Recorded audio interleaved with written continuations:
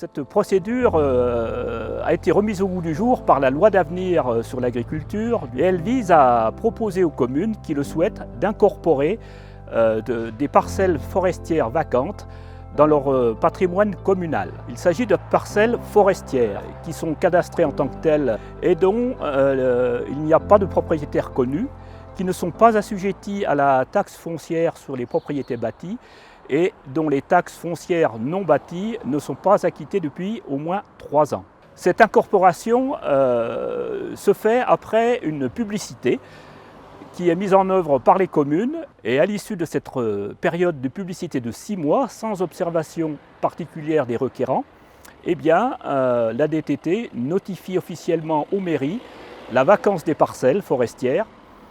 Et les conseils municipaux ont alors un délai de 6 mois pour incorporer, si elles le souhaitent, puisqu'il n'y a rien d'obligatoire, pour incorporer tout ou partie de ces parcelles vacantes.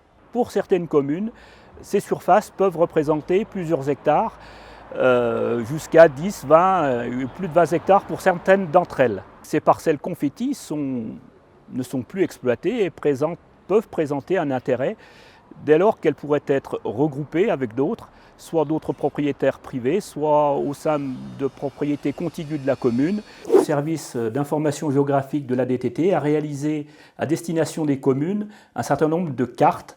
Donc ces parcelles vacantes ou susceptibles de l'être sont matérialisées ici sur la carte de la commune d'Argy par exemple, de couleur orangée. Donc on voit qu'il y en a un petit peu dans différents endroits de la commune.